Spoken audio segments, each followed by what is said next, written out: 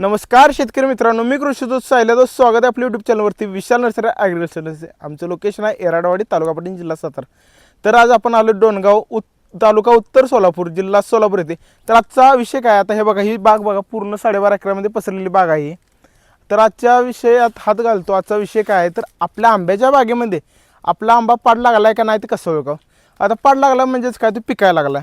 म्हणजे होतं काय, जे आपलं आंबा आहे ना, तो आतून पिवळा होतो, मऊ पडतो, गोडेला चांगला. आता ह्या आंबा जवळून बघा, ह्या आंब्यामध्ये तुम्हाला काय विशेष असं वाटतंय का, तर काय होतंय बघा, इथं वरतून इथं असा डबरा दिसतोय आपल्याला.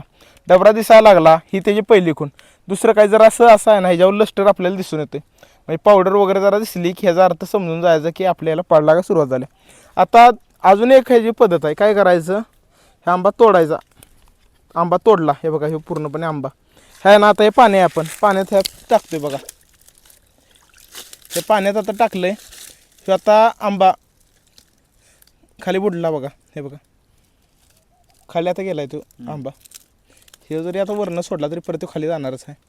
आता तुम्ही म्हणशील ह्यात काय विशेष आहे, त्यात काय सुद्धा नाही, तर ही चुकीचं आहे. आता हे बघा, शिव आता बिन पाडल्या लागलेला आंबा, ह्याचा आकार बघा, ह्या बिन पाडलेला आंबा, हे बघा ह्याचा आकार बघा. वरती आहे ना डबरा पण आपल्याला दिसून येत नाही, पण हे आता पाण्यात टाकला आहे, हे बघा वर आला, तरंगायला लागला आहे. आता त्याच तुलनेनं आता हे बाजूला त्याचाच पाड लागलेला आंबा टाकतोय,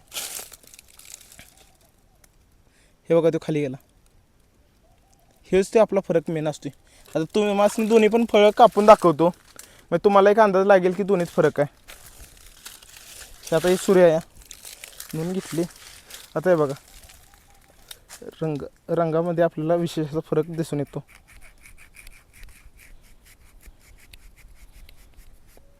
तर अंदाज हे बघा, हे कसा पिवळा रंग झाला आहे तयार, आता पिवळा रंग दिसायला भेटतो. आता त्याच तुलनेनं आपण आता हे दुसरा आंबा कापूयात.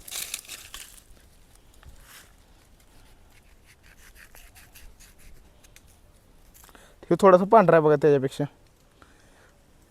ही आपल्याला दोन गोष्टी आता ओळखून येतात.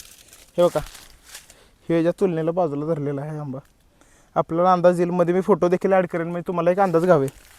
तर हीच आपली जी मुख्य आहे ना प्रयोग असतो, की ज्याच्यावरून आपल्याला अंदाज लागतो आपला आंबा पाड लागला आहे का नाही लागला. तर ह्या पद्धतीने आपण अंदाज लावू शकतो की आपला आंब्याला पाड लागला का नाही. मुख्य गोष्ट काय, तर आपला देठ कसा पाहिजे, वरून असा डबरा पडला पाहिजे देठाच्या बाजूने. त्यानंतर काय, पाण्यात टाकलं जो बुडेल त्याला 100% पाड लागलेला असतो, कारण काय होतं, साखरेचं रूपांतर तयार झालेलं असते. तिसरी गोष्ट, कापून चेक करायचं, पिवळ्या रंगात दिसला तर समजा पाड लागला. तर अशाच व्हिडिओसाठी आम्हाला सबस्क्राईब करा विसरू नका, जेणेकरून तुमच्यापर्यंत अशीच चांगली माहिती मी 100% घेऊन येईन. जय जवान, जय किसान, जय महाराष्ट्र. धन्यवाद.